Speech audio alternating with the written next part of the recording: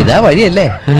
ആത്തണ്ടായിരുന്നു പരിപാടി. അമ്പലത്തിലൊരു വഴിപാടിന്റെ കാര്യം പറഞ്ഞു. വഴിപാടായിരുന്നല്ലോ, നല്ല കാര്യമായിട്ടായിരുന്നല്ലോ. തോന്നിയസം പറയരുത്. തോന്നിയ ദിവസം കാണിച്ചിട്ട് ആ പാവം ജവാന്റെ ഫോട്ടോയില് മാലിട്ട് ചന്ദനത്തിലെത്തിക്കണോ അല്ലേ?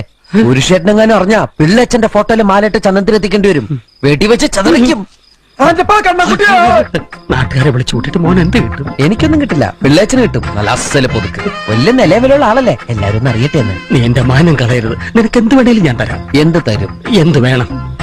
അച്ഛന്റെ കയ്യിൽ നിന്ന് കള്ളക്കണക്ക് എഴുതി വാങ്ങിച്ച കുരുടിമുക്കിൽ 25 സെന്റ് സ്ഥലം. അയ്യോ മാധവ, അത് അയ്യാ മാധവ, അത് എഴുതി തരൊന്നും വേണ്ട. അവിടെ ഇത്തവണ എനിക്ക് വിത്തറക്കണം. അതെന്റെ ഒരു മോഹം. ഞാൻ പടാവല് വിട്ടിരിക്കുക. ആയിക്കോട്ടെ, അത് വിറ്റ് കഴിഞ്ഞാൽ എനിക്ക് വിത്തറക്കാലോ. ഇറക്കാം. പുറപ്പാടാം. പോകാൻ വരട്ടെ. ഇതൊക്കെ മറക്കാതിരിക്കാൻ ഞാനൊന്നും കൂടെ തന്നാലോ? വേണ്ട, ആരും കാണൂല. വേണ്ടെന്നേ. എന്നാ ചാടിക്കോ മോനെ. ഇന്ന് നീ അവിടെ കക്കാൻ കയറരുത്. ഇന്ന് അവിടുന്ന് എന്തെങ്കിലും പോയാൽ നാളെ അത് എന്റെ തലയിലാവും. ഓ, എന്നാ മറ്റന്നാളാവാം. അതിന്റെ പിറ്റേന്ന് എന്റെ തലയിലാവും. സ്ഥിരാണല്ലേ? ചാടിക്ക.